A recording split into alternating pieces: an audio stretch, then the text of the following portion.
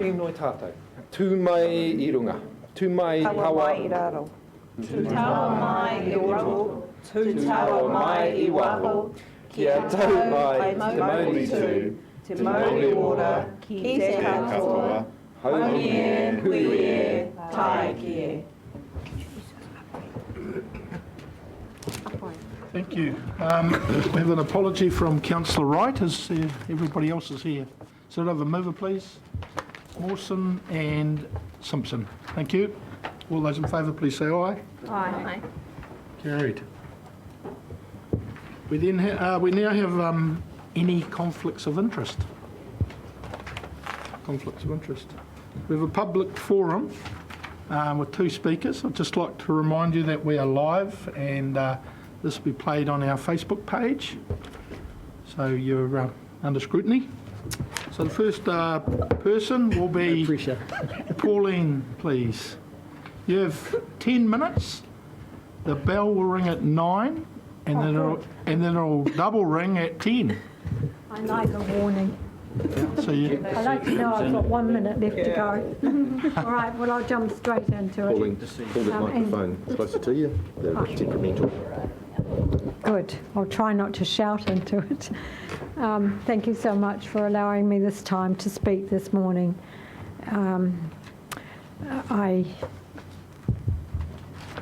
I was contacted by Radio New Zealand reporter out of the blue in Hawke's Bay today, out of the blue, asking me about this blessed report, which I hadn't seen. And then, so I made a fist of it. I went on your website and I saw the peer review notes. So thank you very much, Kathy, for putting those up. And that's going to be the focus of what I want to say. But when I saw this headline in the paper on Saturday, my heart sank. Well, I was gutted, to be honest. It seems bad news makes good headlines. And their extraordinary editorial, Napier's pipe dream of chlorine-free water is over. And I thought, what does Chris Hyde know about our water? Anyway, I'm sure everybody's doing their best. So one good thing about the editorial is he mentions $178 million to upgrade to Ministry of Health requirements just to remain chlorine-free. And so I'm wondering if we have to spend that amount of money anyway, why wouldn't we spend a bit extra and go chlorine-free? Sorry, I muddled it up. 178 million to still be chlorinated. A bit more and we could go chlorine-free. And I see the estimate as 20 years. I reckon we could do it within the next 2 or 3 years. Getting exemption from the mandatory chlorination requirement of the government will require a lot of really good quality evidence from this council, and I've got some ideas on how you would do that. Anyway, so that's Hawke's Bay today. I was gutted to see that, but I wasn't surprised because you remember when I gave my oral presentation at last year's long-term submissions hearing, I mentioned that I'd been invited along to meet Patel Delamore and Partners, along with Dr. Alvarez, who's over here, Esperanza, and she has a degree in chemistry and she's done a lot of research for us on the effects of chlorinating the water, and Dirk Hasselhoff, who has a lot of experience with purifying water. Now, back in August, Patel Delamore started by showing us this chart, and I can remember saying, but how can you say that it's going to require all this work? You've only been doing this for a couple of months. your investigation. And from our conversation, it became clear that they weren't reaching out to people with expertise and experience and institutional knowledge in Napier, which would help them. But after that, I thought maybe we can expect some good results at the end of the report. So I was disappointed, to be honest, and I have to be honest. There's no point in beating around the bush. At that meeting where Esperanza and Dirk and I attended, Dr. Peter Fricker mentioned that he had given evidence as an expert to the water inquiry on Havelock North, and I was a bit shocked with the comments he made, and so I handed him a copy of an article I'd written in March 29, "Don't compare Havelock North with Napier's water." I don't know that he ever read it. It seems from page 14 in the report that he's just repeating that mantra. The fact is, Havelock North, their two bores were poorly constructed and the bore heads were below ground level. And Hawke's Bay Regional Council, this is relevant to what we're doing today, Hawke's Bay Regional Council had it investigated by their experts, and the bore heads were vulnerable to the 1,600 sheep in the paddock next door. And when the weather bomb hit on the 6th of August 2016, there were 2 power outages, and the subsequent investigation, thorough investigation over 4 days, found sheep dung in the water sitting in the annulus at the top of the bore head. Now, this is what had happened in 1998, and they were told, Hastings District Council was told then to raise the bore heads, and they never did. So in 1998, 80 people were sick. In 2016, 5,000 plus people were sick. And I think 5 or 6 people have died. Now I want to draw your attention to the handout that I prepared for you. You know I always come prepared. A bit of information overload, but it's quite useful, I find, to have written material to refer to afterwards if I'm interested. I'd like you to turn to the last page, and you'll see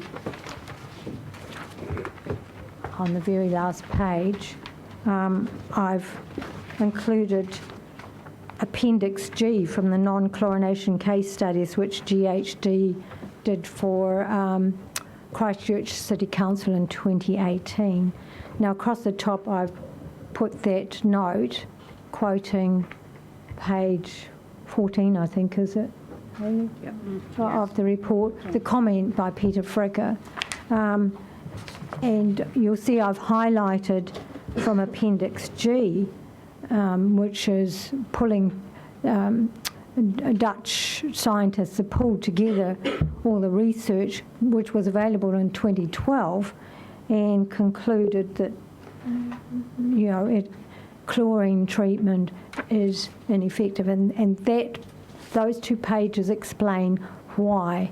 So if you need evidence to provide to the Ministry of Health as to why Napier City Council is really serious about gaining exemption from using chlorine, this page from the GHD report will be very useful to you. Right, where am I up to?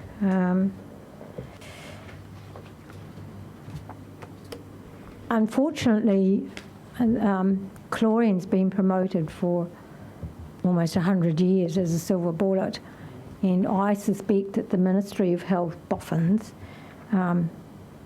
have just accepted that it's been used everywhere around the world, and so why wouldn't we use it throughout New Zealand? So how do we convince the Ministry of Health? We have to redraft our water safety plan, like they're doing in Christchurch, where Leanne Dalzell and her staff are really strongly committed to getting exemption from the chlorination policy. And they're working with the ministry. Okay, I'm going to jump straight to my notes. So if you go back to the front page,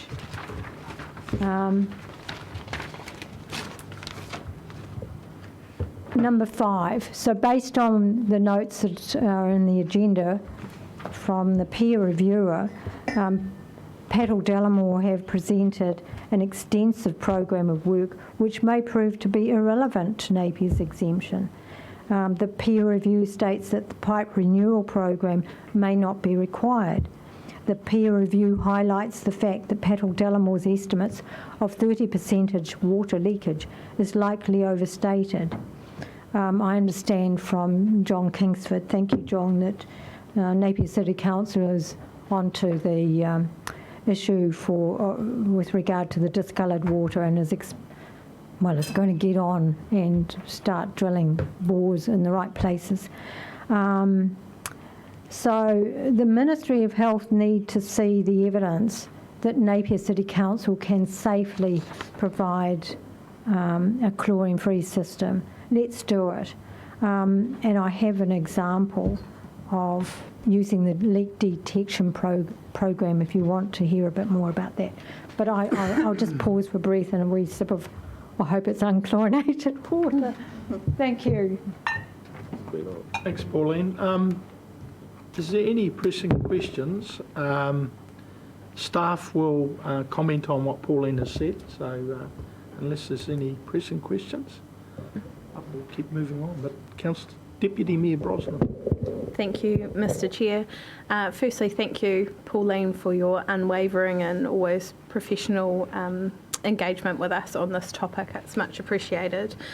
A question I have for you is our LTP investment is coming up in Three Waters, and I'm wondering if you'll be paying particular attention to that and whether or not you believe the work program in there steps us closer to, like you say, steps towards chlorine free. You've been a big proponent of GHD's involvement, and obviously we chose them to be our peer reviewers, and you've gone through some of their comments. What would you like us, yes, in detail, what would you like us to do next, I suppose, is my question. Well, I suggest that you ask GHD because they're onto it. I mean, they did this report for Christchurch. They have good contacts already in the Netherlands with the right people who could help you to get onto it and get some progress and get the right evidence to present to the Ministry of Health. I nearly called the Ministry of Housing, and those two crucial pages of evidence of scientific research are in here. So I would recommend that you ask them to do the next stage, investigate a work program, including costs for getting chlorine free. Thank you. Thank you. Any other questions? No. Thank you, Pauline. Well, you don't want to hear my suggestions about the leak detection program that you've already got underway? Can I just have 1 more minute? 1 minute. 1 minute, okay. There'll be no bells. No bells. No bells, just all whistles. The leak detection program, some of that data was given to Paddle Delamore, and that's all good. But there's 4 things that you need to provide if you're going to get the right evidence from them for the Ministry of Health. At present, that data will just prove to the Ministry of Health that our system leaks. We don't want that. The person doing that, wandering around the streets, needs 2 sensors, the acoustic sensors and pressure transducer. So if they find a leak, they use the pressure transducer to find out whether the water is just sitting there in the pipes or whether it's got high pressure.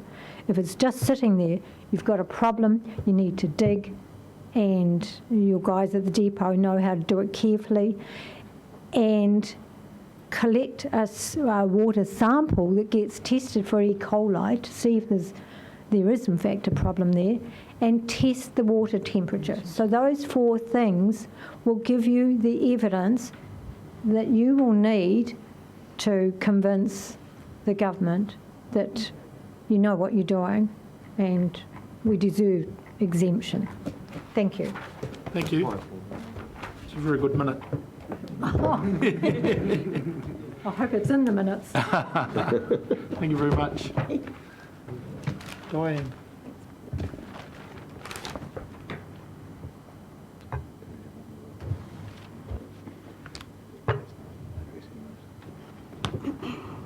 So Diane, you understand you've got 10 minutes, and at 9 you'll get a reminder that you've got a minute to go. Thank you. Thank you. Good morning, everybody. Thank you for the opportunity to speak today. First thing I'd like to do is say it's not a foregone conclusion that we will go chlorine-free.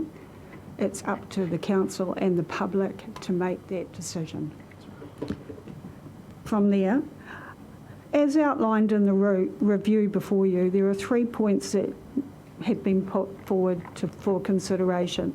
The first is status quo, the second is status quo plus, and the third is road to chlorine-free.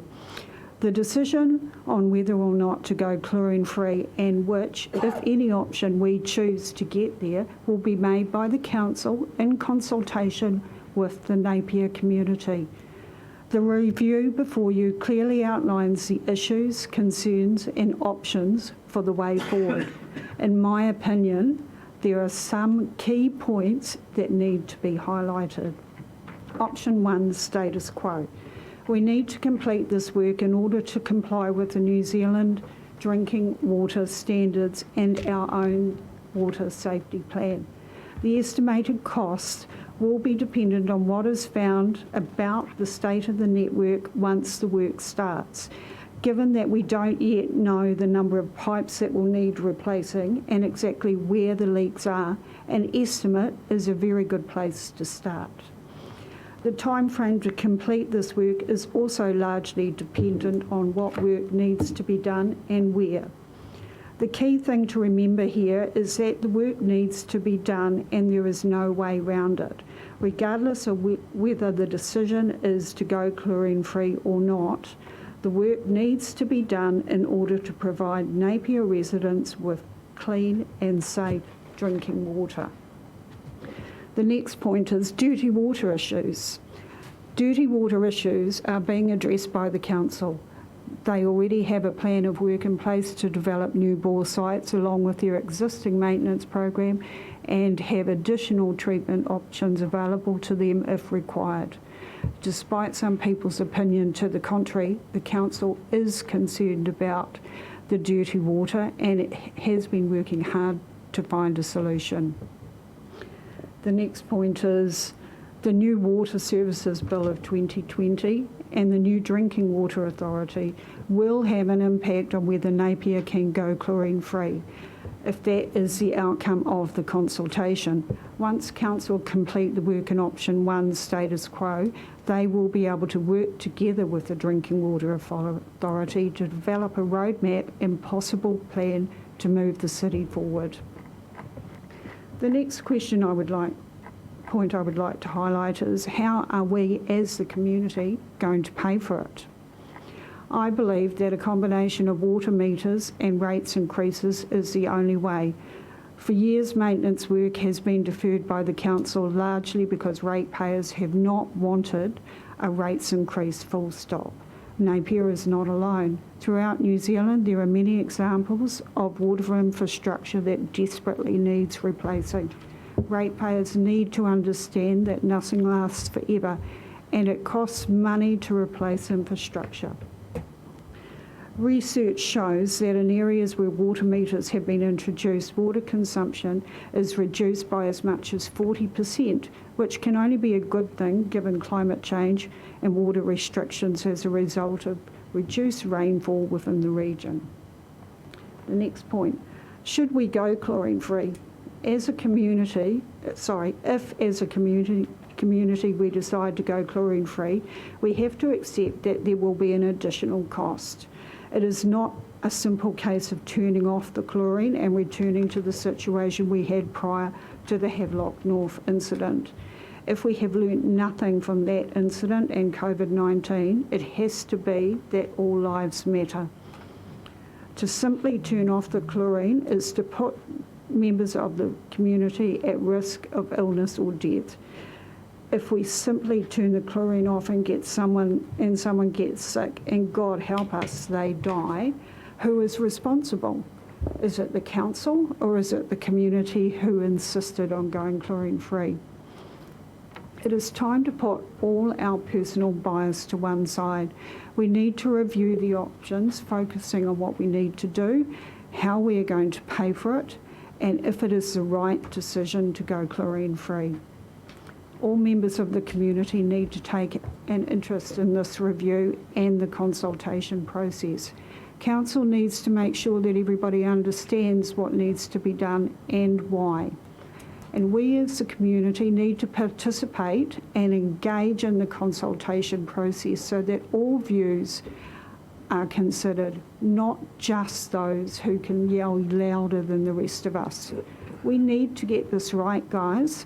This is our community and we have an obligation to make sure that we make the right decisions for the future of our city and our community. Thank you. Thank you. Is there any questions? Councillor Bogue. Sorry, I missed your name. Diane Evans. Diane. Hi, Diana. Maxine. There has been talk of central government imposing fluoridation on the whole country. I don't know if you're aware of that. And I wondered what would be your strategy then if that were to happen and we would have no control over that. Probably the wrong one to ask on this one. I'm not an expert on the subject. I don't pretend to be an expert on the subject.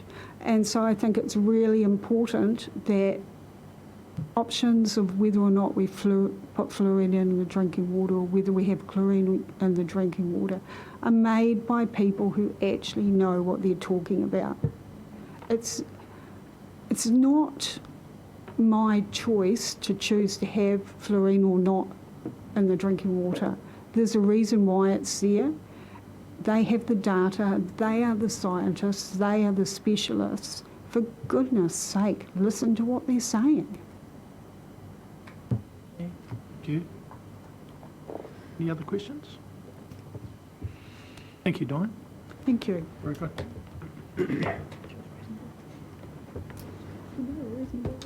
Any announcements by the Mayor? Yes. Kia ora koutou. I would like to take a moment to acknowledge the unexpected passing of Annie Ardenuri and extend our condolences to her whānau. Annie was the East Coast Regional Commissioner of Ministry of Social Development. She served the public for more than 36 years and was recognised with the New Zealand Public Service Medal in 2020. Annie had a deep knowledge of our region and the needs of our people, and was able to draw on her tikanga to bring individuals and agencies together to focus on improving the lives of whānau, community, hapu and iwi. Her leadership, integrity, trusted advice and selfless dedication to Tairāwhiti and the Hawke's Bay community enabled her to touch the lives of many. She is a huge loss to the region and will be sadly missed by all who knew her, both personally and professionally. Thank you. I have no announcements, but is there any notification of any minor matters, please? Thank you. Announcements by management. No announcements by management. Do I have a move for confirmation of minutes for the Sustainable Napier meeting Thursday 11th of February. Moved by Councillor Bogue, seconded by Councillor Taylor. All those in favour, please say aye. Aye. Against? Carried.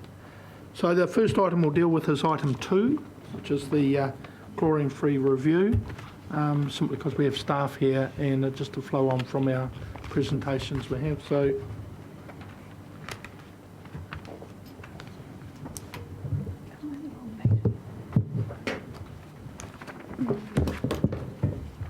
right, Kath, I'll leave it to you. Through the chair, thank you. Good morning, everybody. Firstly, I'd just like to thank Pauline and Diane for coming today to talk with us. It's not the easiest environment to come and talk about things that you're passionate about, so I thank them both for their input today. So this time last year, we were in the middle of the procurement process for this review. Can you just tell us who's with you, please? Oh, Sorry. yes. I was going to introduce him at the right time, but I've got okay. Peter Free is on the peer review team, and he'll be talking a bit later. Thank you. And we also have Tony Urquhart and Peter Hillis online. Thank you. Just so nobody's wondering where we're All at. good. All good. People speak up. Difficult to hear. Thank you. Can you guys hear me? Can you hear me now? No, you can't hear me? Can you hear that? Yes. Okay. Yes. Let me know if you can't hear. So yes, last year at this time we were in the middle of the procurement process for this review. We were in lockdown because of COVID, and over the last year we've had COVID-19 to deal with. We've had a 1 in 250 year flooding event, we've had earthquakes, and we've had a tsunami recently. So it's been a pretty big year. And on top of that, the biggest issue for us as a team is we've had the 3 waters reform coming in. And as part of that, we've had exposure drafts for the new drinking water standards. So there's a lot going on in the water space at the moment, locally, regionally, and nationally. So we need to keep those changes that are happening in the industry in focus when we're looking at this review as well. So today we've got a few things to talk about. As you've heard, we've got a couple of people on Zoom who'll be talking with us. So I'll just talk about the agenda for this session.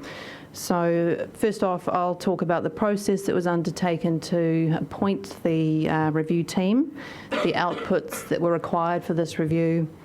I'm going to talk briefly about some of the misconceptions that have been coming through the press about this paper. So I'll just cover some of those off briefly. Then I'll introduce the review team to you, and they'll tell you about what they've done over the last 8 or 9 months. And Peter Hillis will be running that. And then I'll introduce Peter Free, who's been our peer reviewer running that panel, and they'll talk about what they've been doing. Then I'll briefly talk about the comms engagement process, and then we can go through with questions, if that's good for everyone. Yep. Right, so at the end of 2019, we had a council meeting where we were directed to go to an external review of how we would go chlorine-free. So we know as a team that this is a very sensitive issue for our community, so we wanted to make sure that we went through a very robust process to choose the review team who did this work for us. So we actually went over and above our normal procurement processes. So we had a 2-stage process. The first part was we set a reasonably high standard for the type of organisations or consortia that we wanted to do the work, to make sure that we had the best people possible with the best experience to do the job. So we had 13 downloads of our ROI documentation, and from there we had 7 groups who submitted to council. To help with the probity element of this review, we had McHale Group, who are an external probity advisor. They worked alongside us as we went through the process and provided recommendations, and we took those on board. And they stated at the end of the process that as far as they were aware, the RFP process met with their probity expectations for such processes and had been consistent with all applicable good practice, guidelines and rules with respect to probity. We also had Councillor Simpson sitting on the tender review panel as an observer. So he wasn't directly engaged in the decision making, but watched us through the whole process. Once we'd had that initial review of the 7 submissions, we got down to a subset of 4, and we invited them to provide a proposal to us with their costs and their methodology. Council had requested that as a group, Council would choose the final consultant who would do the review. So we came to Council with our recommendation of PDP, and Council approved that last year. So we've recently had an audit on procurement processes, and they questioned why we actually went well over and above our usual procurement process, and we explained it was because of the sensitive nature of this project. Okay, so very simply, the outputs required of this project was to have 2 robust examples of a safe supply with chlorine versus a safe supply without.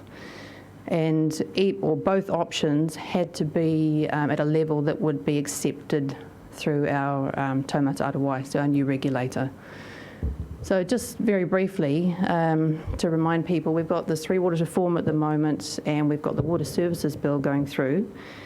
And what's come out of that is that as a council providing water, we will be expected to provide chlorination in our network. So it will be mandatory, but there is an option for an exemption for that.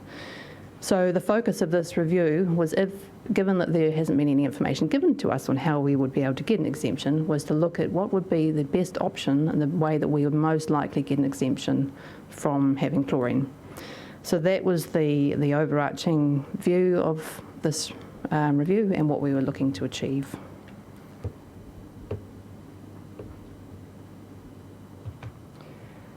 So before I hand over to the review team, I just wanted to touch on a couple of the things that have come out in the press recently, and just to clarify a few things for people about what we're actually doing.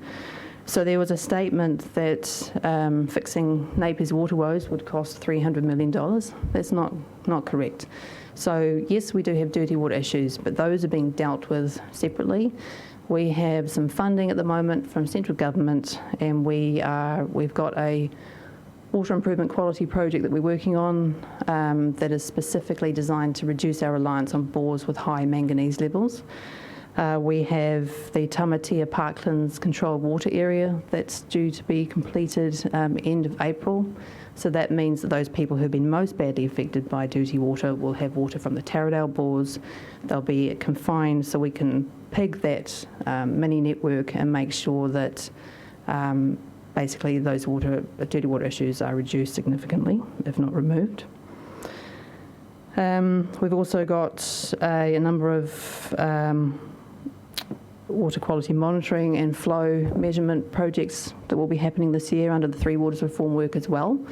So that gives us a lot more information on the quality of the water around the network and what's happening and where the water is actually moving. So we're making steps towards having more information about our network, and that will be this year. And of course we'll be continuing with pigging over winter.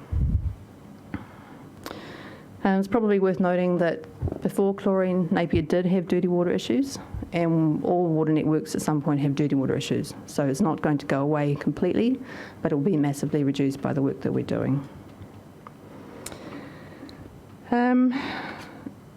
So just a brief note, there's been discussions around the costs that have been provided as part of this review, and you'll note that it's been stated by the review team that the costs are plus or minus 50%.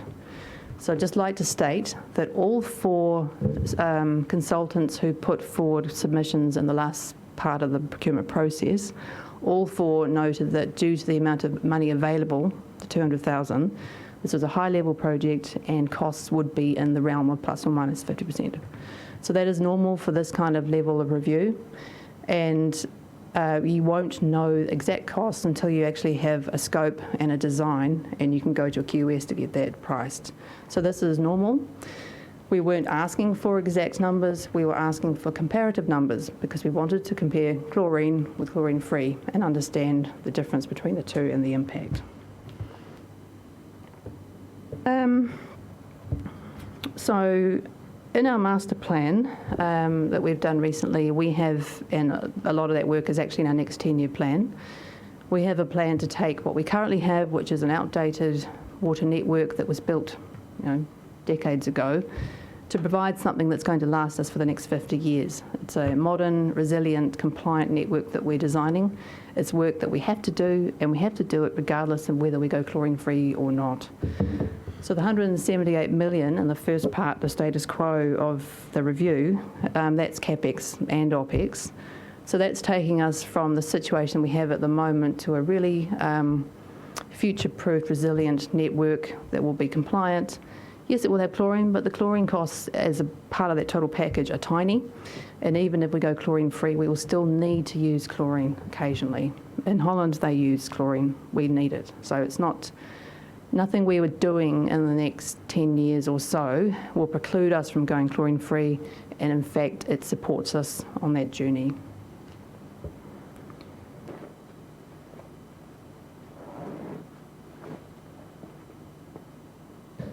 Just a note that we've actually met with a lot of people as part of this review. So we've met with Taumata Arawai, or the precursor to the setup of Taumata Arawai. We've met with their CE. We've met with the Ministry of Health. We've met with the Public Health Unit, the Drinking Water Assessor locally. The team have met with previous Napier City Council employees. We've met with Russell Bayliss. We've met with a lot of people. So we've had a lot of different opinions, a lot of people involved in the industry, and we've taken that information as part of this review. And the guys will talk about this, but a lot of the conversations with the Ministry of Health officials and those involved with Taumata Arawai started to set the hurdle criteria, I guess, to go chlorine-free. So they'll talk to you a bit more about that. So I would like to hand over to the team. So I'll just introduce who they were, or who the team is. So the project manager is Tony Urquhart. He has an extensive background in water engineering and infrastructure management in New Zealand, and he is technical director in asset advisory at PDP. We have Peter Hillis, who will be talking to us today. He is an international expert in water chemistry and is a fellow of the Royal Society of Chemistry.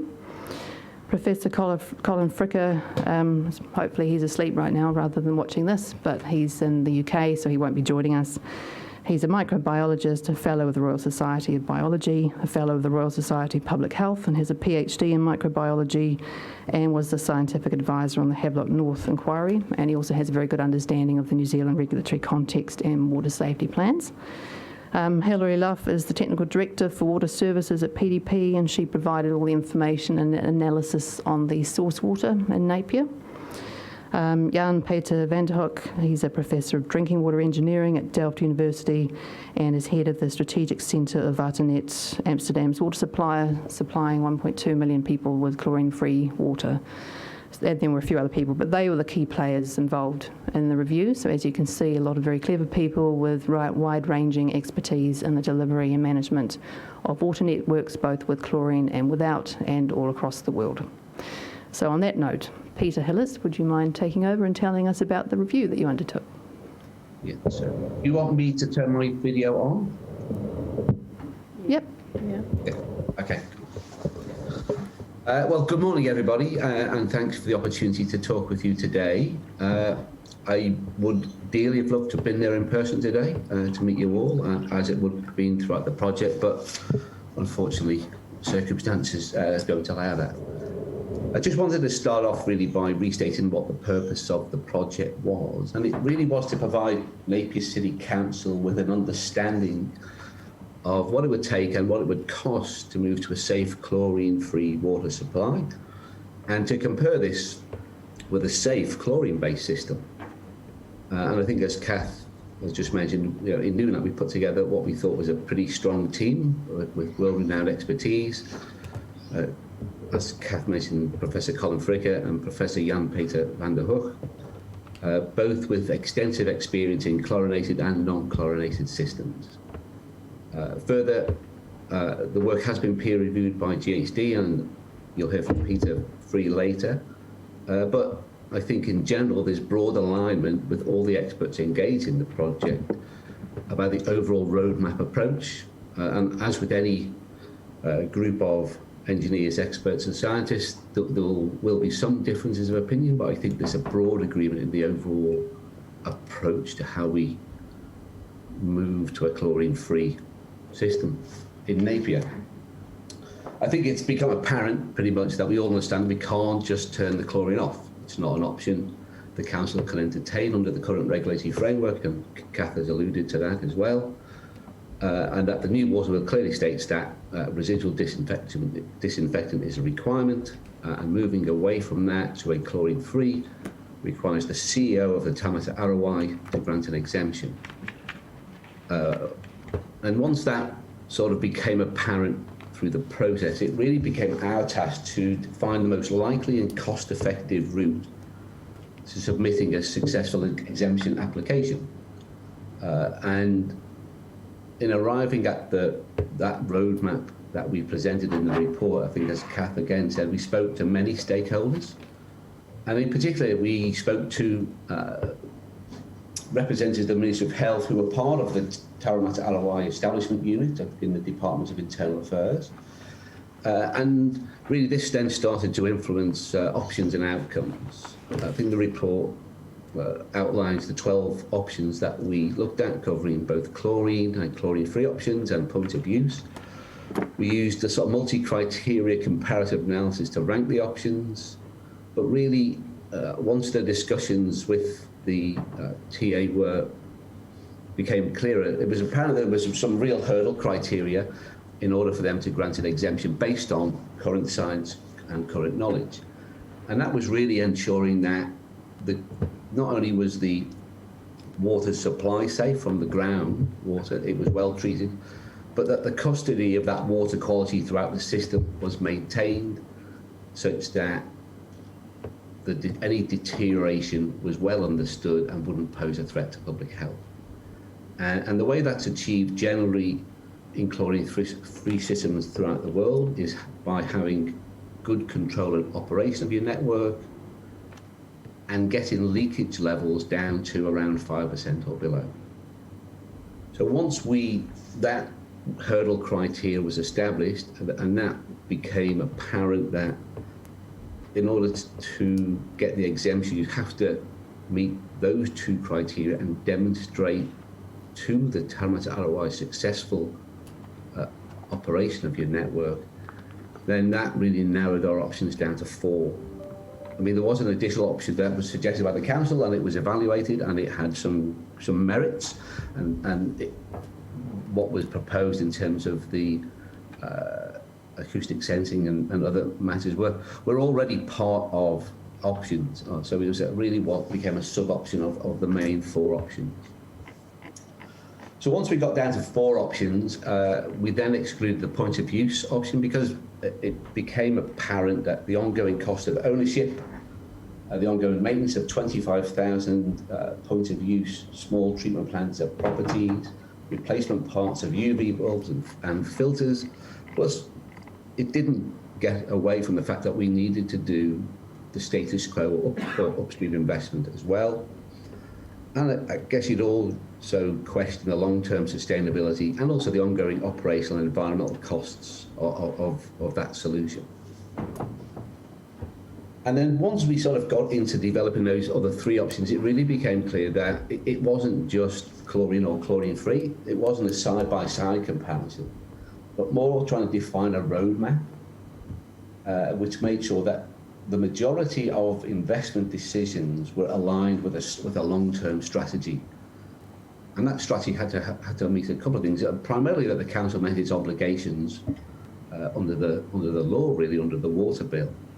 And also that in looking at the sort of 3 options, there's significant overlap, and I think Kath alluded to that you know, the route to chlorine-free is through moving to a secure, safe, chlorinated network, gathering data and evidence to understand that, and then a phased transition to chlorine-free. And I think that's what we clearly outlined in the roadmap.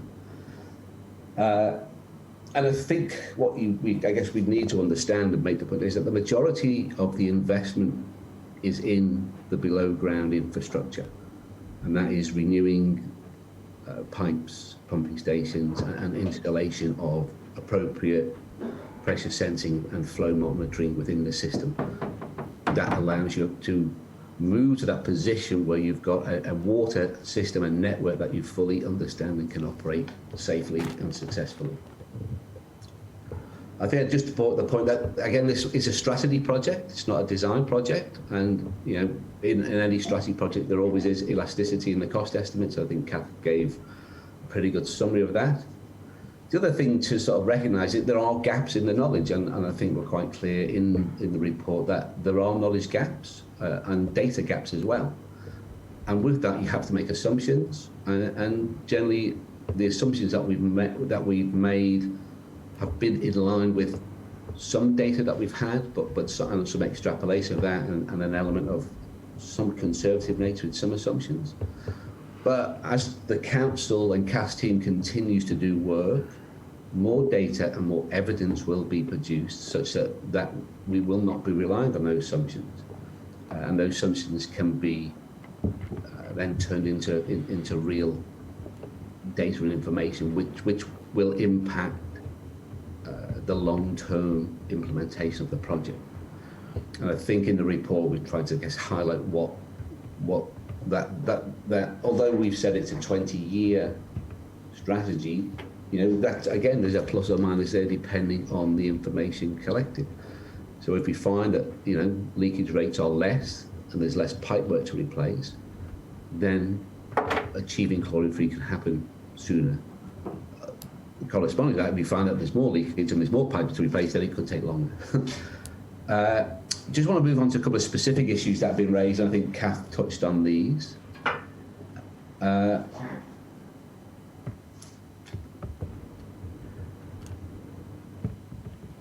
In order to move to chlorine-free, it has to maintain a chlorine-based system, as I've said, until we've got sufficient information to apply for the exemption. So I think Kath again alluded is that this roadmap is chlorine-free via a chlorinated system and network. And even if you look at what happened in Amsterdam in Holland, is that they maintained their chlorine until they had a better understanding of what was going on in their system through an enhanced program of sampling analysis and understanding the quality of the water through the system and understanding how you set parameters and targets to ensure you're maintaining that without chlorine. I think the overall investment actually in chlorination equipment as part of the project is maybe less than 5% of the project costs. And I think the marginal cost of moving to chlorine-free, I think, is about 106 million spread over a 20-year period. And that primarily, again, as I said, is made up of continued ongoing replacement of below-ground infrastructure and moving to this, what people are calling a smart network. So I hope I don't offend, but I think there's been a little bit of misunderstanding there in that there is significant commonality between all the options. And what we want to do is make sure that we presented a roadmap that ensured that any investment that council made in the short term aligned with the long-term vision and strategy to go chlorine-free. And it's just the time it takes to get there that at the moment there is some uncertainty around because of a paucity of data and information. I think again, the investment here is not to solve. The project wasn't here to solve Napier's dirty water issues, but in working on the project, it was apparent what the root cause was, and again, as in the report and as what Kath mentioned, there are strategies to look at that, low-cost strategies like trying to find alternative water supplies or bore supplies, and a slightly higher cost, which would be putting in a physical treatment process to remove the iron and manganese. But again, the costs associated with that treatment are again around less than 15% of the total project costs. I want to touch on the disinfection byproduct aspect as well. We presented data which shows that the level of regulated disinfection byproducts are well below those considered safe by the New Zealand drinking water standards, but also considered safe by the United States Environmental Protection Agency, the Drinking Water Inspectorate in the UK, the Australian Drinking Water Guidelines, and the World Health Organization, and many other developed countries around the world. Napier has what I call ultra-low levels of DBPs, and that's really a testament to the quality of the bore water and its low organic content. And I think it would be, again, in the report, been clear that water lends itself to moving to a chlorine-free system. It's just not just about the water, it's more about the system that you put the water in and maintaining the integrity of that system.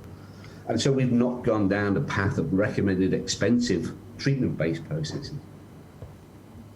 So I think we presented a cost-effective, transparent and independent assessment of the Napier system and identified what I'd say was a pragmatic roadmap to achieving the goal of a chlorine-free network. Unfortunately, there is no quick fix, and transitioning Napier to having, I think, as Kath said, a modern infrastructure able to meet the future demands of the community will take some time. Thank you. Thank you, Peter. I'd like to hand over to the other Peter now, Peter Free from GHD. He's Technical Director for Water at GHD. He has very extensive experience in water management across New Zealand and abroad, and he's also been involved in a number of assessments of chlorine-free supplies. So I'd like to hand over to Peter to talk about the peer review that they undertook as part of this project. Usually it's extremely hard to hear what's going on back here, and I need a chair to sit on.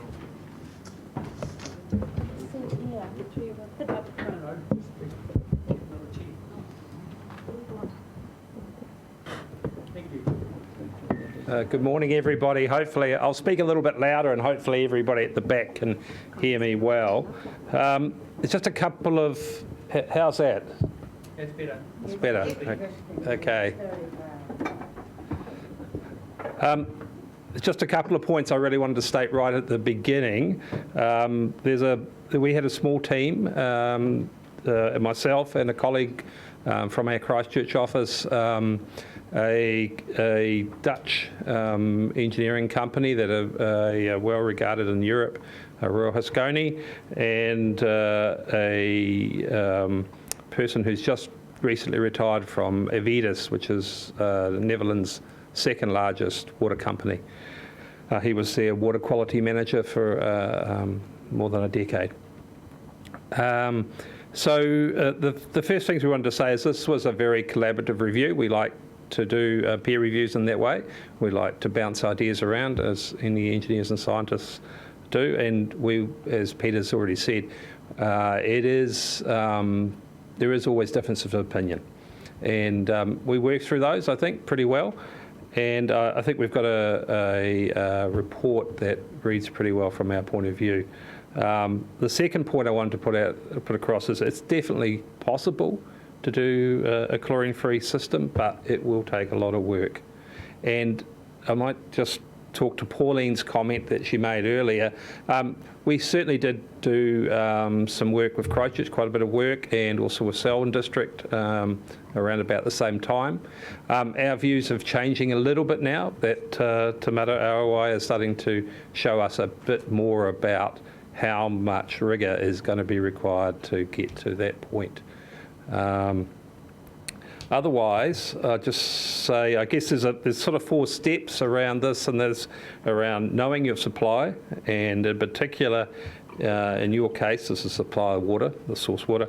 There's still a little bit more work in regard to bore security, we believe, especially just to understand why there has been some poor water quality in the past.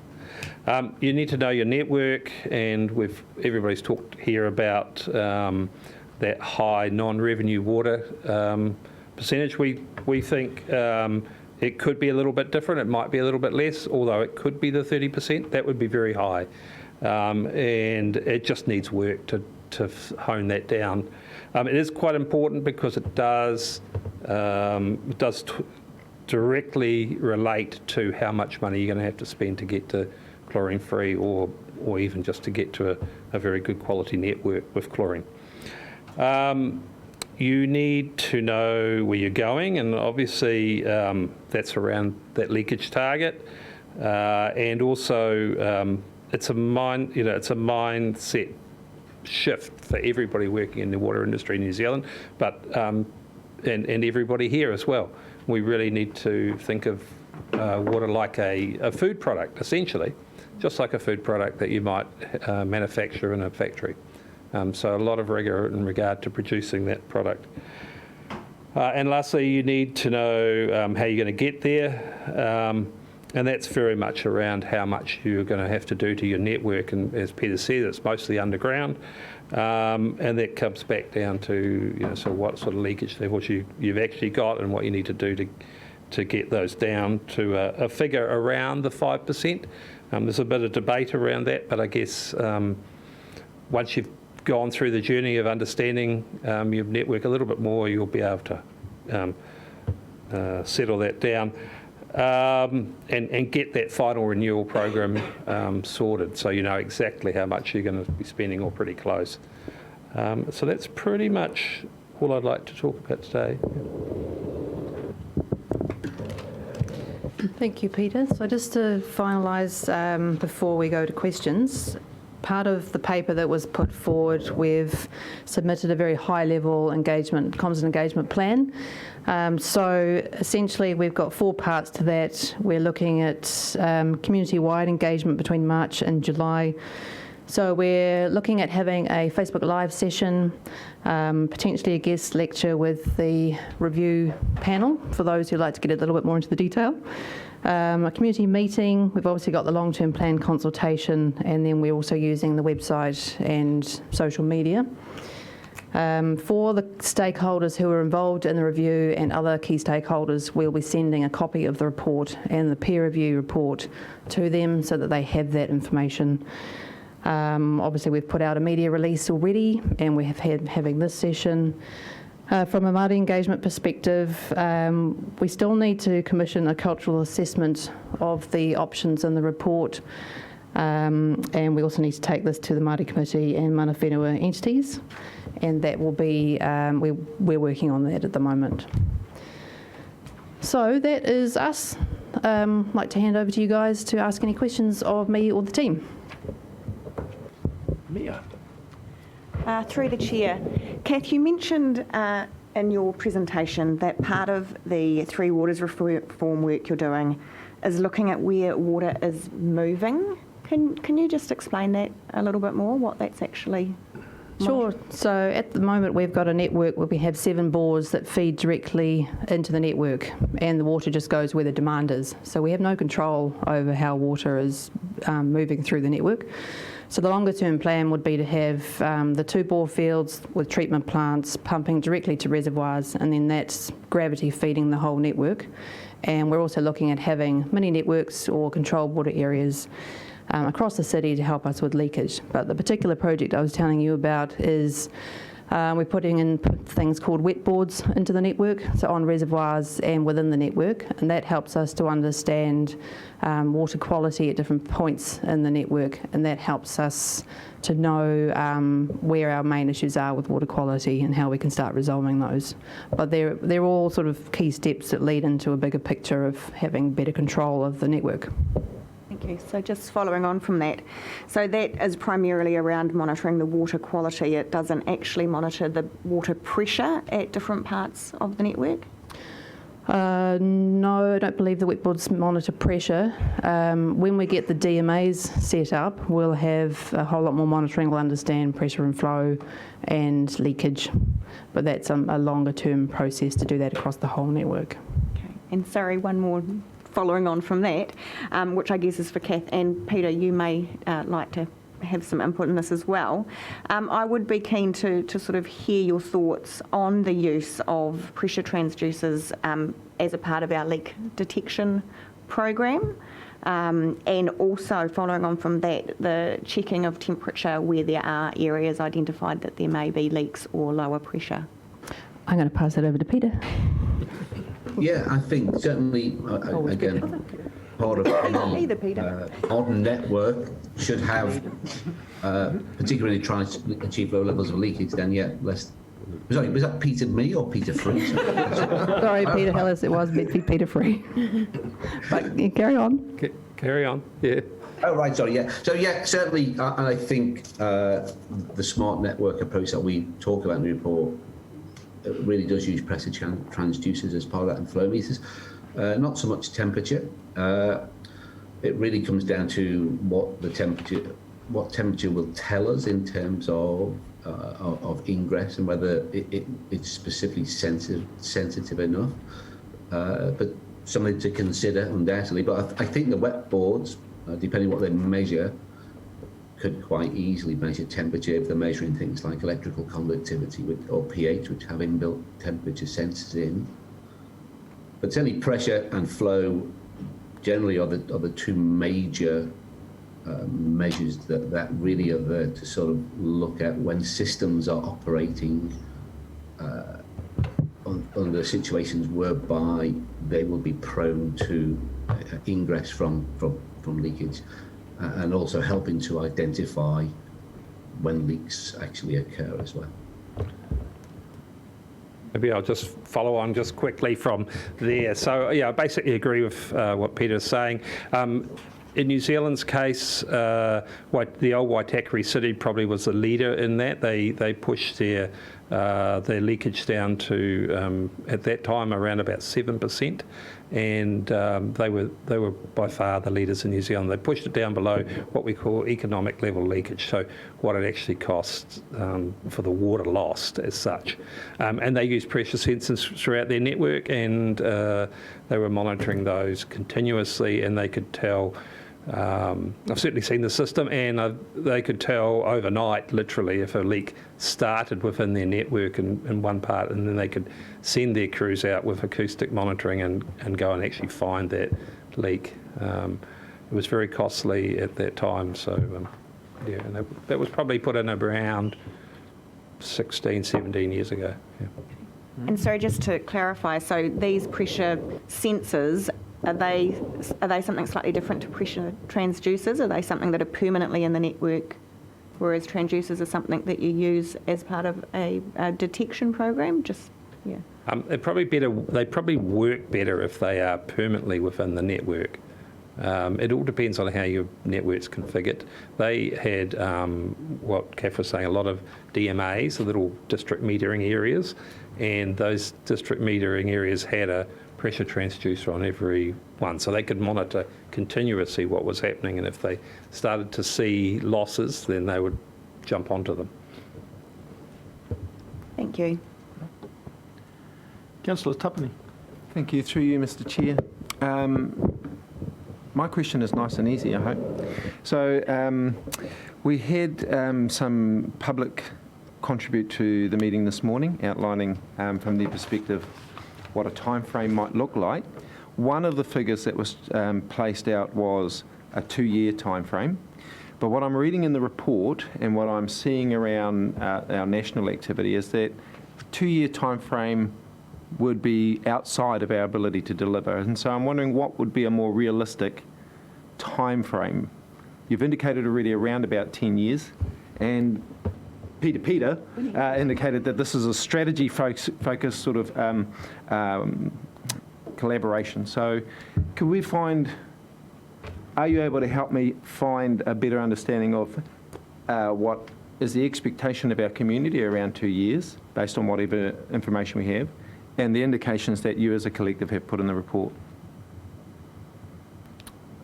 Personally, I think what's been put forward in the report over 20 years is quite a high bar to reach, particularly if we're going to be shutting down the city to do a lot of renewals. It's going to cause a lot of disruption, and there's also the affordability issue. But I'll pass over to Peter Hillis to respond to that and his thoughts, or their thoughts around the 20 years that they've put forward.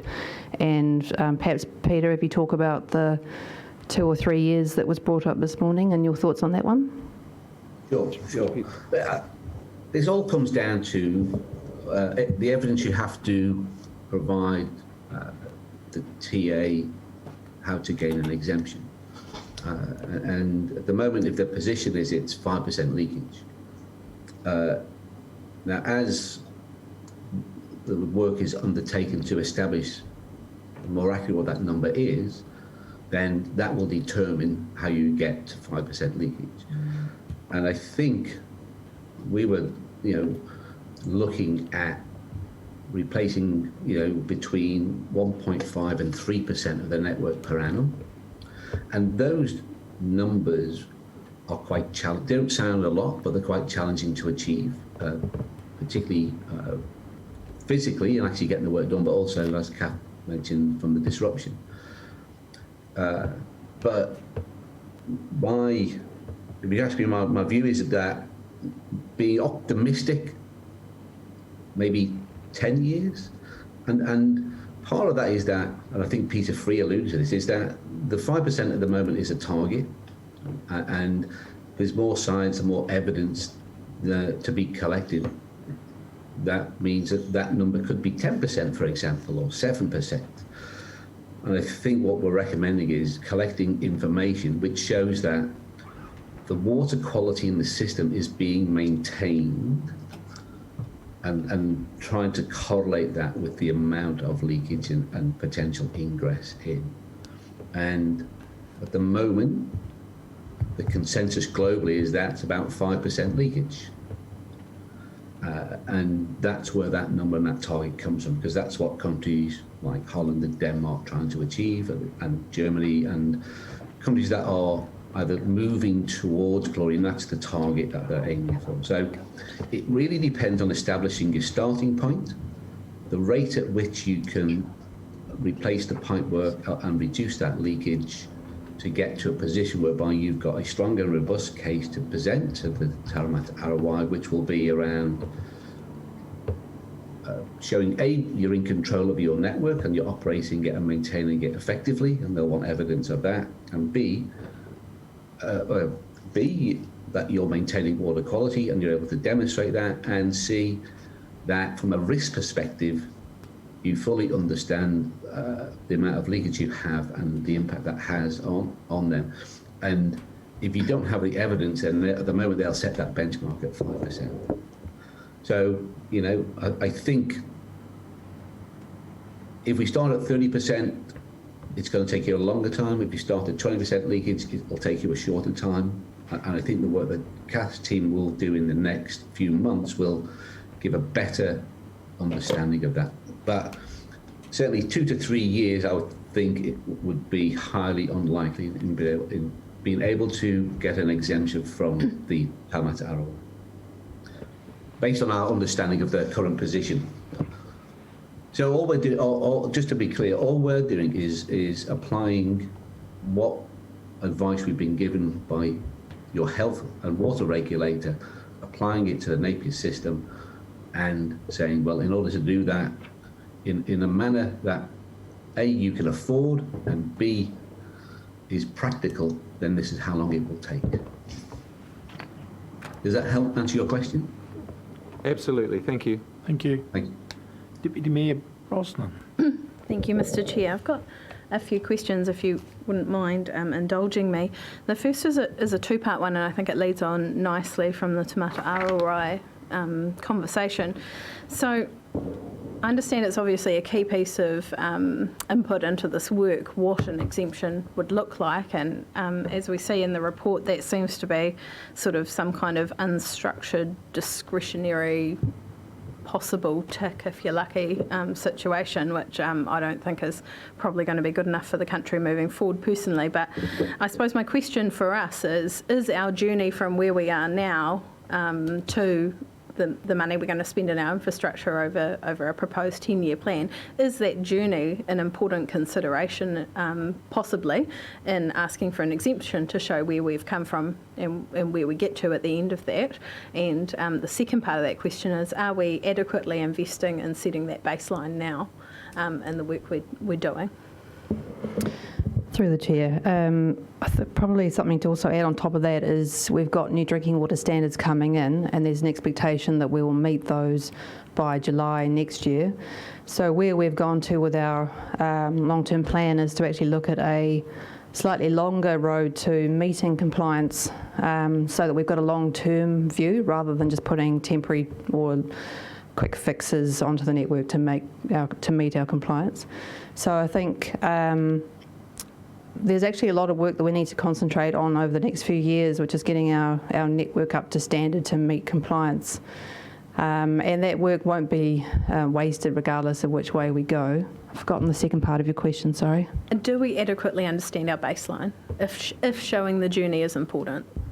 Well, in the report, the team have actually made notes around how we understand what that baseline is and then how we monitor that. And I think Peter Hill has talked, I can't remember if he talked about Amsterdam when they went through their process of removing chlorine.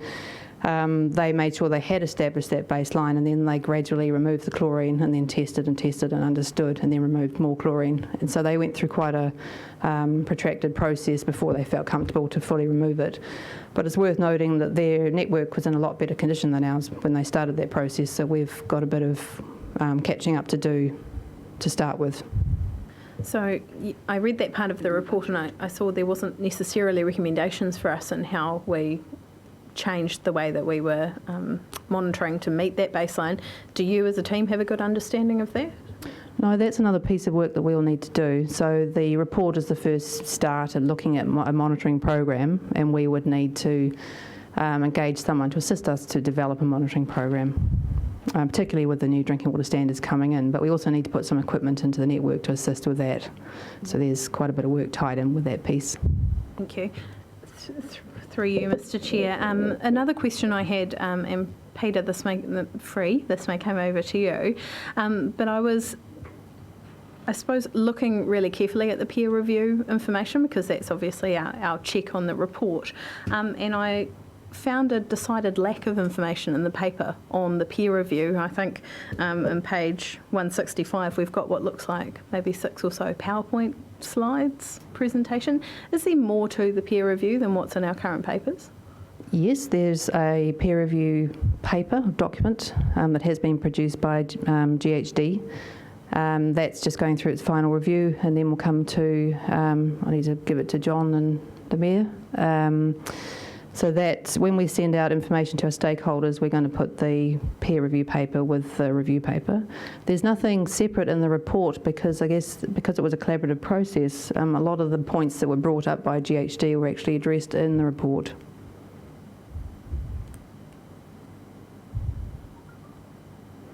So, sorry, just to clarify, we're being asked to endorse the full paper from PDP, but we haven't yet seen the full peer review paper. True. You haven't seen the peer review paper. Okay, thank you. Councillor Crown. Thank you, Mr. Chair. My question actually feeds really nicely into Deputy Mayor Brosnan's, and that was we had got a lot of information around the process that we took to appoint the consultants who put together the report, but I couldn't find any on how we formed our peer review team, so I was wondering if you could fill us in on that. Our peer review team here? How we went about appointing the peer review team, who was going to review the report.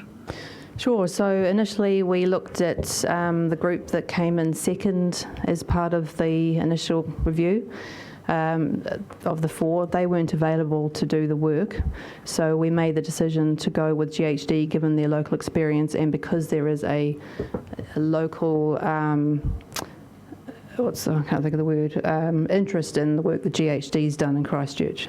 So that was why we chose GHD as a peer reviewer, but also they do have the skills required to do the work. And just to follow on from that, and Peter, you mentioned the fact that you had input from people or consultants from overseas or connections that you have too, so that was taken off your own bat, I'm assuming, as it Sure. We've worked with Rua Haskani before. We do occasionally work in this type of this part of the world.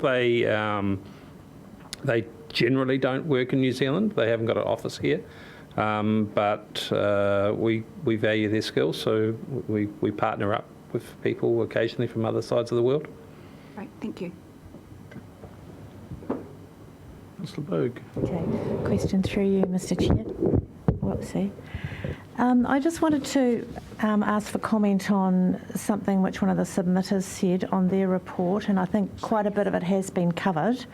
The statement is Paddy Dellamore's report has listed a program comprising an unnecessary amount of work, which would take an unnecessary amount of time to complete at an unnecessarily exorbitant cost to ratepayers. Now, we've heard from Peter Hollis and yourselves about what a long time, the time that was taken in the Netherlands, for example, to move. Also about the reduction of leakage and how long that would take. I wondered if there was anything else you wanted to add in response to that statement. Unnecessary amount of work, unnecessary amount of time to complete, and unnecessarily exorbitant cost to ratepayers. Through the Chair, happy to respond to that one. So as I mentioned before, the 178 million, which is the status quo, is work that we just have to do regardless. So it's not like we can say, oh, it's 300 million and we can just cut that in half because of the 50% here or there. So we have to do that work. We will very shortly be required to treat our water source with UV and potentially filtration due to the new drinking water standards. So there's additional work that we will need to do. And also the 178 million includes our master plan. So the team essentially reviewed our master plan and then agreed with that approach and included that in the pathway. So that work is what we've talked about with the 2 bore fields treatment plants. The resilience of having 2 separate bore fields and ways to feed the whole network. New rising mains and falling mains, network monitoring, increased operation, new reservoirs, the whole lot. So that's the complete revamp and modernisation of our network to last us for the next 50 or so years. Thank you. Crystal? Through you, Mr. Chair, I know you've been working and you've said on leak detection is already happening. Just an update as to how is that going and what sort of results are you finding? Thank you. Through the Chair.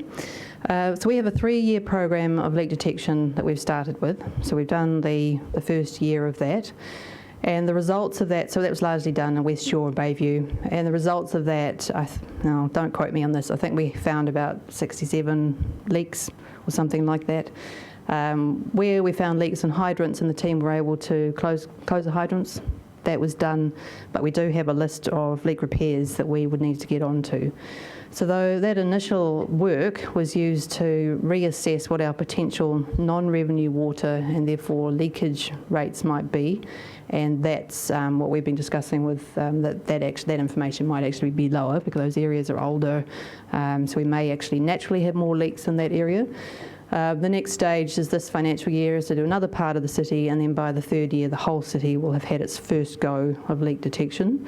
Following on behind that, we need to get on with repairing those leaks, and then we will need to do leak detection on an ongoing basis.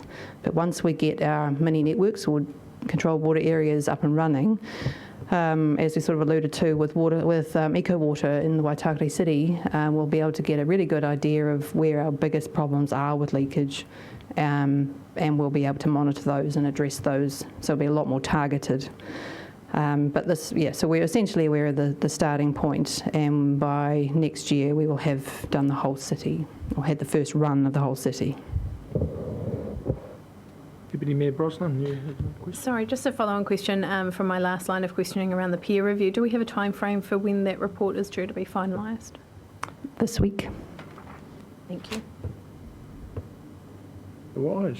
Through the Chair, one of the concerns that has been raised, and this is sort of following on from Councillor Bogue's question, is the plan to do treatment plants and why would we invest in that if ultimately we're aiming to go chlorine free. So I guess just wanting some explanation as to the need to invest the money in the treatment plants, and I guess just as a little diversion to that, if we are mandated at some stage in the very near future to add fluoride to our water, then I suspect that would mean we need treatment plants to deliver that. Yeah. Thank you. That's a really good point. It's interesting that fluoride is being brought into the conversation now, but so as I mentioned, we've got new drinking water standards and we're losing bore security status, so we will have to have treatment. So at the moment we only put chlorine in. We're going to have a much more thought out comprehensive treatment process in Napier, although it's still very little because we have such great source water. But when we go through that design process, we will allow for additional fluoride at some point in the future if that's where we're driven to go. So that's pretty easy to tack on to a treatment plant. As far as costs go, the chlorine element of the treatment plant is actually quite small, and as Peter Hillis mentioned, the actual treatment process part of this whole program is quite small. We don't know how long it will be before we get to a point where Taumata Arawai or ourselves feel that we're comfortable to take the chlorine out. So we're going to need to have that anyway. What we have at the moment is chlorine at each pump station, and they're essentially were put in as emergency chlorination stations. So we need to move beyond that. By having the 2 treatment plants, we can make sure that when we are chlorinating, it's done well, so that people don't have issues with strong smelling water and what have you. And we'll also need it there as a backstop even when we do go chlorine free. So I think the investment made now is quite small, but does mean that we can do chlorine properly for as long as we need to, and then we have it as a backstop even when we remove chlorine. Thank you. Councillor Brown. Sorry, Kath, just one point, sorry, if you don't mind me interjecting there. Go for it. In terms of the new chlorine infrastructure and installation of the dosing equipment, again, one of the things that could be considered in part of the design process is how easy it is to convert a sodium hypochlorite system to a fluoride system, should that be required as well. So again, this is just making sure that any investment made is thought through. Not saying it will happen or it's possible. Again, it's a consideration that whoever's doing the design for the treatment plants may want to consider possibly. Thank you. Councillor Brown. Through the chair. Just following on from Councillor Crystal's questioning, you mentioned about the mini networks, and when we've got flow and pressure transducers on those, that I suppose the entrances to the mini networks, that we'll have a better understanding of where our leaks are. I'm just wondering, does that mean that we would need to know what water is going out as, so essentially, does that mean that we need water meters on each property? I was wondering when this question would come up. So ideally, we would want to have water meters, and I know a lot of people find that idea quite unpalatable, but if you have your water meter on your private supply, that helps with backflow issues. So it means that if you're filling up your pool or your fish pond and something happens in the network, you're not going to be sucking that in and everyone's going to be drinking it. So there's a safety benefit for that. But there's also what has been shown when supplies have been metered, there are lots of leaks on the private side of the connection, and we won't know about that unless the people are individually metered. So actually my old house, we had a major leak. My bill was $400, and if we hadn't had that sort of process, we would never have known that we had a leak, and then we were able to fix it. I don't know if anyone's got any numbers on private side leakage and what that might be, but it can be quite significant. Thank you. Was used as a measuring tool, not a charging tool. Sorry, through the chair, and I guess just to provide some clarification for anyone out there who's got some alarm bells ringing, just because we had water meters doesn't necessarily mean we would be charging for the volume of water used, does it? Yeah, that's right. Yeah. Yeah. That's a good clarification. Councillor McGrath? Yeah, just flowing on from your clarification comment there, Keith. I have the displeasure of living in an area for the last 3 years that's had the dirty water. And I know we're going off the chlorine bit for now, but you made some comments before that we can clear it up, because the newspaper sort of confused some people the other day, and I got calls saying, why is it going to take 22 years to fix the dirty water? So can you give us some hope or some clarification of how long you think it may take for us to have clear water again? Through the chair, yes. So I think the dirty water issue in Napier is probably our biggest issue, and it's one we've been struggling with for the last 4 years. We've got, as I mentioned before, we've got quite a few projects underway to deal with that, and we're dealing with those now. We're not waiting for this review, or it's not going to take 22 years. It's the next 1 to 2 years. So People may have heard of the Sandy Road exploratory bore. We were looking at Sandy Road as an area to put in one of our bore fields because it looked like the water quality there would be really good. It turned out that the water quality in that area was good, but not good enough for us not to have manganese treatment. And if you're treating for manganese, it's actually quite expensive. So we have a project under the Three Waters reform at the moment where we're looking at a couple of areas of our existing bores. We're doing some flow and quality testing of those bores, and we've got basically 3 different options to put in new bores so that we can get rid of our 2 troublesome bores. So we have found over winter, this last winter we turned off the 2 problem bores and our dirty water complaints plummeted. Over summer, with the increased demand, we had to put those back on, even though they were at a lower priority. So we did see dirty water complaints starting to ramp up again, but they were still a lot less than they were the previous year. And as Peter Hillis alluded to, we've pretty clearly identified that the main issue is the water quality in dealing with iron and manganese. But also we have a network, as I said, which we don't have a lot of control over, and we have our pigging program, but we do have some areas that just have dirty water constantly, and we have some people who will be next door to someone else and their water's fine, and the person next door constantly gets dirty water issues. So the main thing we're trying to do is remove the manganese from the water so we don't have manganese oxide in the system, and then we keep pigging so that we're removing biofilm and keeping the health of the network. So with all of the work that we're doing at the moment, we should be continuing to see decreases in dirty water. Excellent, thank you for that. Councillor Crown. Crystal, sorry. That's right. Through the chair, just something that has gone around in my head is that now once we get the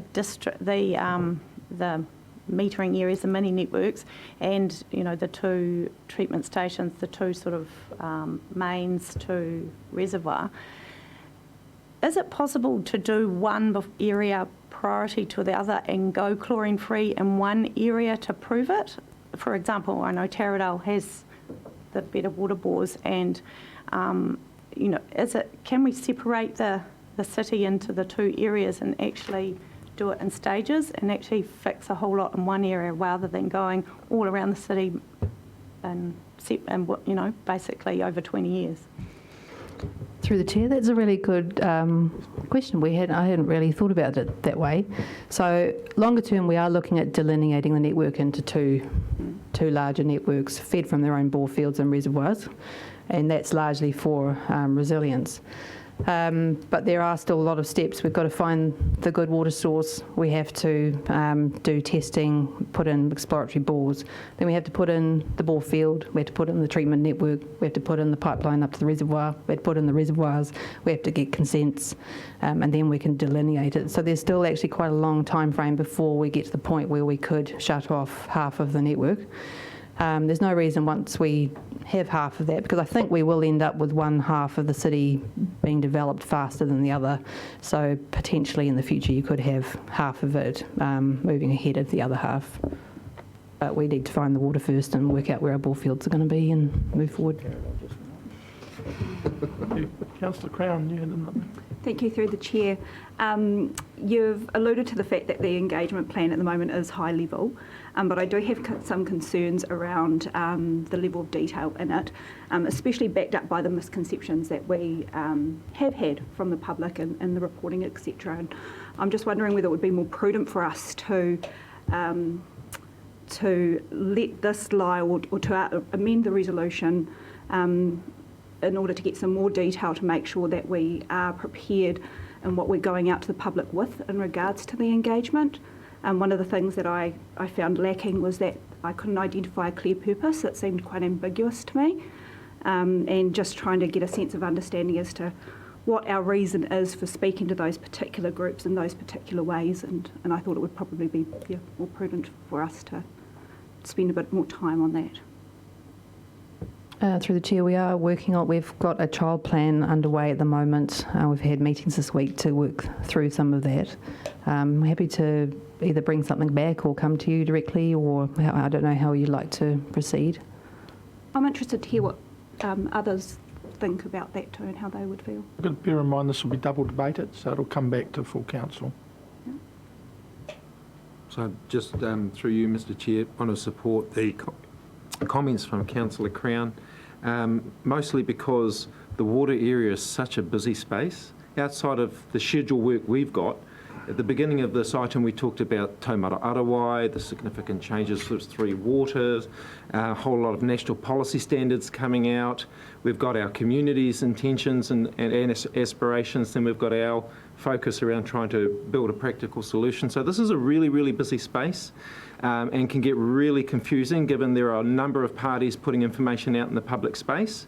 So because we want to give this the effort we think it deserves, I think that a considered engagement strategy would reap benefits not only for our community but particularly for our team and staff as we progress over the next 20 years. We want to maintain this as a living conversation with the community, and so the strategy we put in place matters. And I don't know if a standard or I think it's worth the investment. Deputy Mayor, do you have... Well, I think Maxine. sorry. Thank you. I'd just like to respond to Councillor Crown's comments, and I do agree with them. Looking at the high-level engagement plan, there isn't a clearly stated purpose for it. I mean, is this to give information to the community? Is it part of our long-term plan consultation process? It's not quite clear. And as you've mentioned, Mr Chair, this is going to be double debated.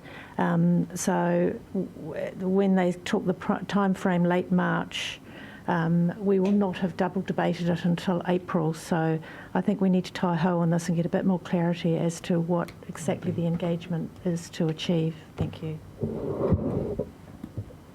Thank you. Deputy Mayor. Yeah, I support the recommendation from Councillor Crown that perhaps we spend a bit more time investigating in a more detailed consultation plan, and that come back through council. I think there's value in doing that. As she mentioned, we've already had some misconceptions out there, and I think we could spend the time to get this right. So would you like to make a motion? Should we save it to the end? Yeah, through you, Mr Chair, I'm happy to foreshadow moving a new substantive motion that includes what Councillor Crown has foreshadowed herself. That would be very good, thank you. Flame in the shadow. After questions, of course. Can I just get clarity on that you're wanting to have it lie on the table for No. information? No? It'll be I'm just foreshadowing a motion later. Yeah. Transparency and shadows. If questions are over, I'm not sure. This is you. If you... Yes, so. Right. If you... Through you, Mr Chair, I'd like to move a new substantive motion, A, that we receive the chlorine-free review paper and the final draft chlorine-free drinking water review. A new B, that we note the final peer review report will be circulated prior to council adoption. And as Councillor Crown has foreshadowed, that we note a detailed comms and engagement plan will be prepared and brought to council.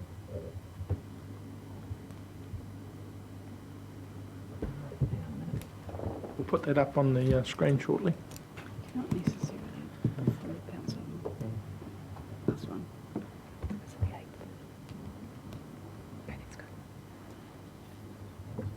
Just while they're getting it ready, it's quite good that we've had a real full briefing on everything today. I've had lots of questions from councillors since the paper came out, and I did talk to Kath about it, and we thought that we would bolster it up, and I also talked to the Deputy Mayor about it.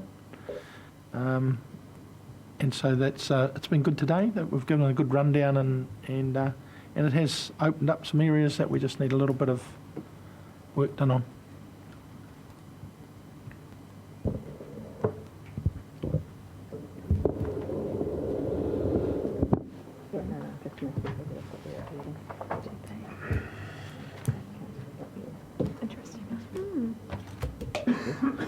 He's putting it up there first so we can read it the second. You'll be in, won't you? Yeah. Sure.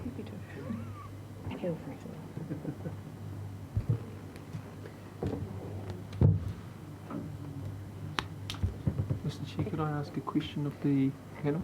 Clean water. Sorry, through you, Mr Chair. Just out of for myself, so this is around some of the bigger activities that are happening around the outside as you've gone through this journey.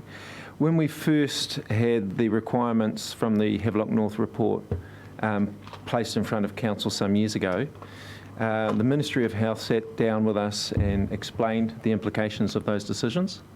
And we inquired at the time around whether or not there had been any long-term studies on the impacts of chlorine on the health of public since the 1900s when it was first implemented.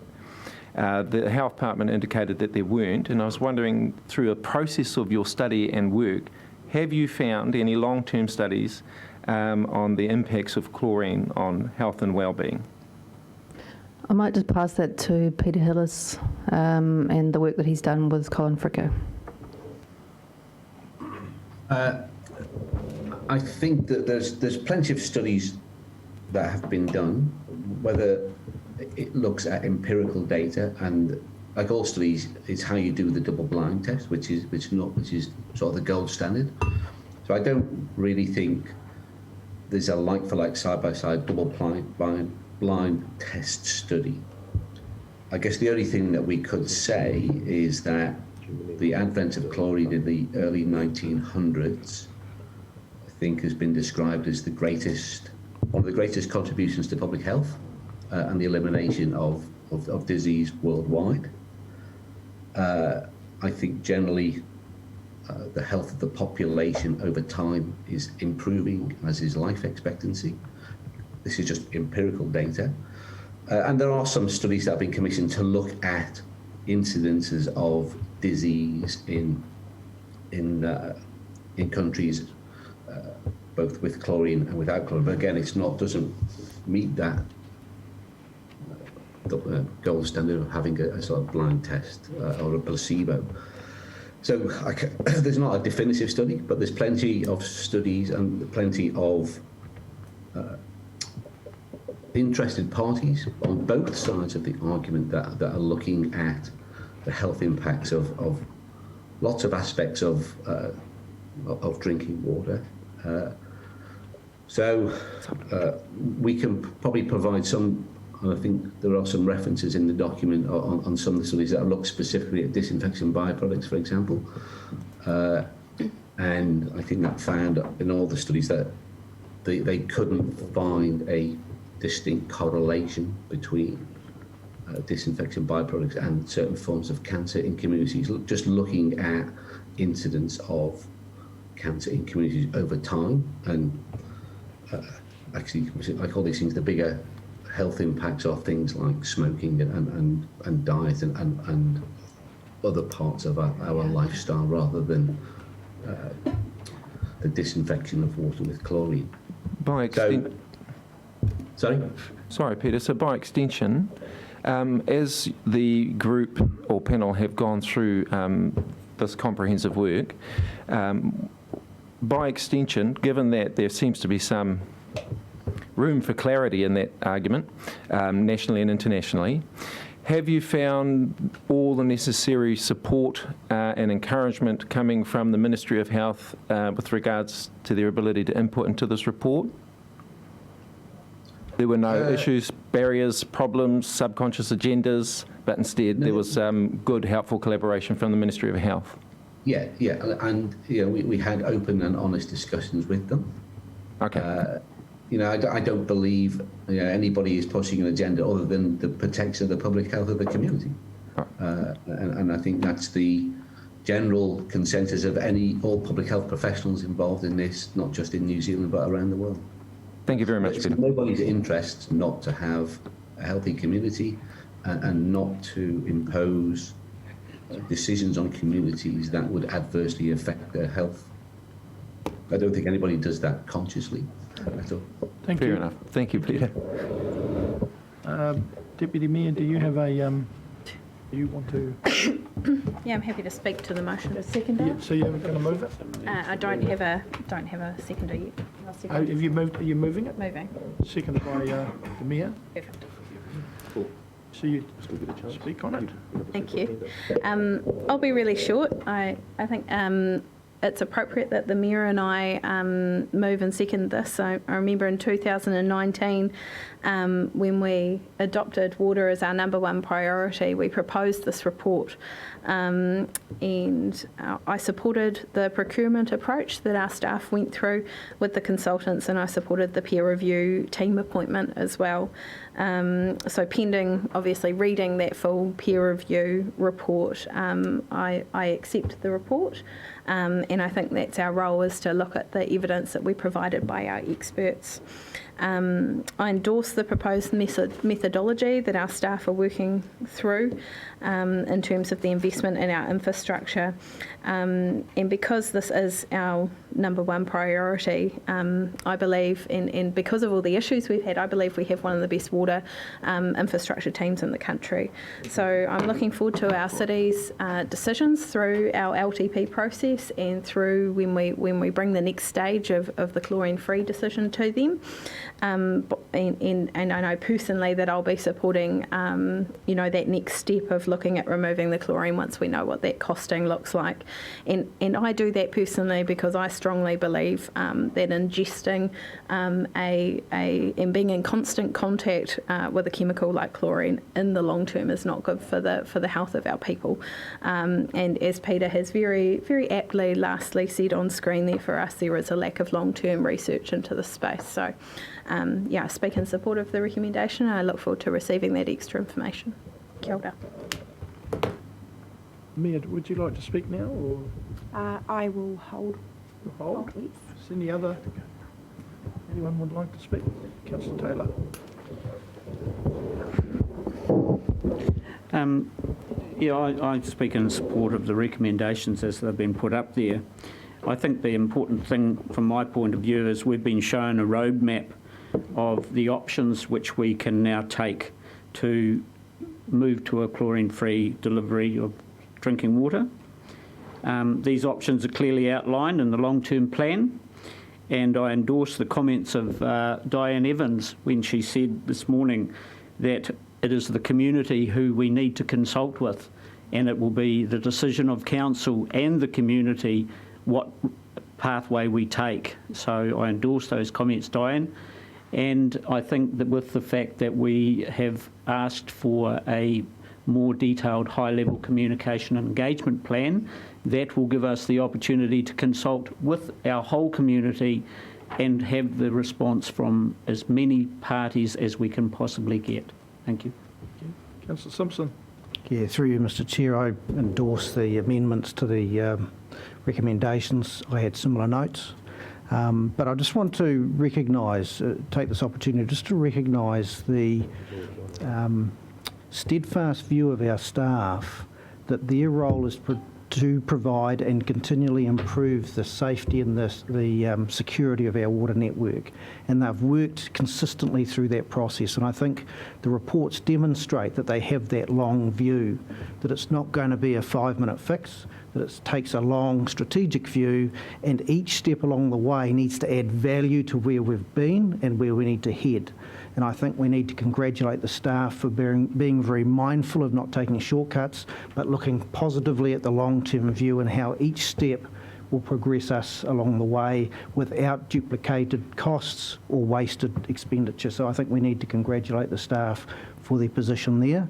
And I think we need to also bear in mind that they've had a very torrid 12 months and they've progressed this work at speed. But unfortunately for many, the speed will never be fast enough, but we have to be very certain around the safety and the security of works and activities that are taken. So I just wanted to take this moment to congratulate our staff. There's a huge number that are involved in this process. They're working with consultants to ensure that we get the best of advice and that we make good progress. But unfortunately, it's 487 kilometres of pipe network that we're looking at, and there's holes in the ground that draw the water up, and we know we've got a good supply. We have to make sure that that 487 kilometres of network is safe and secure. So I just wanted to take that opportunity to congratulate the staff for their effort, congratulate the consultants for the sound advice they've provided us, and let's look forward to a positive 10-year plan to how to get to where we want to get to. So I just wanted to do that. Thank you, Mr. Chair. We've got 3 in favour. I guess the Mayor will have her final comment. It's 'cause- wording. Pardon? I just wanted to question the wording of C. At the moment, it doesn't actually make sense to me that we're noting the detailed high-level communications and engagement plan for the chlorine-free review will be prepared. We're noting that that the high-level communications plan and engagement plan has been received, but that a more detailed communications and engagement plan for the chlorine-free review will be prepared and brought to the council. Just there, we'll do it. Yeah. And more detailed or just say detailed? Right, and please, could we remove high? High level means that, yeah, it needs to be a more detailed communications and engagement plan. Thank you. Happy with those? Detailed level? Happy with that? Is that right? No, level needs to be Just detailed. Can I move a procedural motion for you, your chair? Yes. Could I please move that you use your discretion under Standing Orders 21.1 to suspend Standing Order 21.6 and allow all councillors to speak on this issue? I don't need an adjournment to make that decision. I'm quite happy for that. All of those in favour of that, please say aye. Aye. Against? Carried. Thank you. Councillor Crown, we've got you there. Thank you, through the chair. One of the things that really stood out to me from the submissions that we've heard today, or the presentations from our public, and from throughout the report, is the fact that we need really, really good data and evidence in order to progress this journey that we're looking to undertake alongside our community. I'm really bolstered by the fact that our budgeting and our work programs show that we're moving towards that is a priority for us, and that alongside the communications and the engagement that we undertake, we'll be able to ascertain whether this is right for our community at this time. So I'm really happy to support and endorse the recommendations today. It was a huge part of my focus when I decided to put my hand up to be a part of council, and I just want to reiterate the sentiments of Deputy Mayor Brosnan also around, I would love for us not to have to chlorinate our water system for health reasons, for Wairoatanga reasons. And if that's the decision that we end up with, then I'll be more than happy. So more than happy to support the recommendations today. Thank you. Councillor Crystal. Like Councillor Crown, it's been a big part of my journey onto council too, and as much as I don't know how much scientific evidence is around the effects of chlorine, it's well known through the Napier community that there has been effects on people's health with chlorine being added to the water, and a lot of skin issues and lots of things like that. So I know we have to go on this journey and we have to produce safe water, but I too would love to see, while I'm still here, a chlorine-free system in the city for our future generations.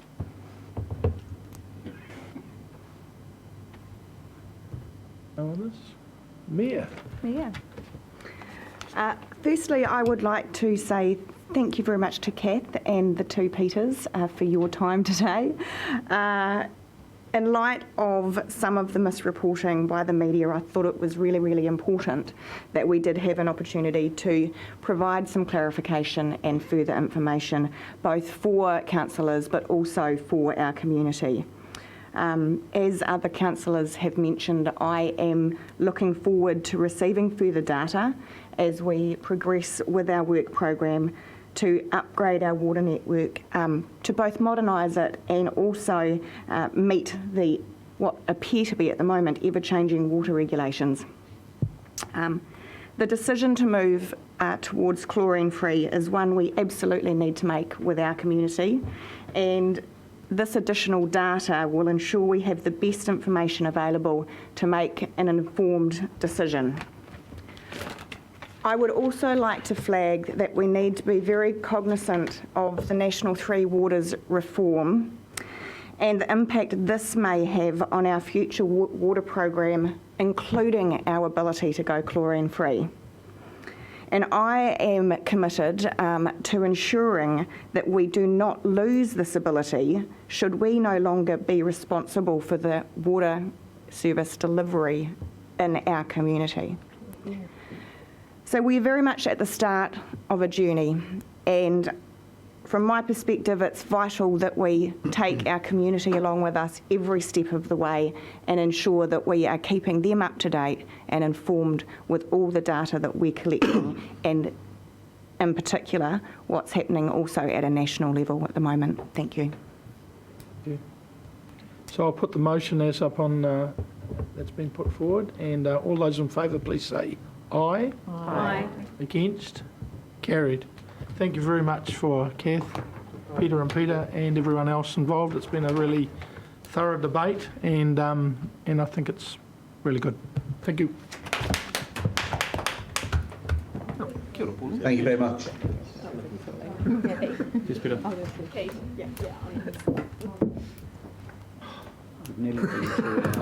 We have a 5-minute adjournment for Hayley Brown, please.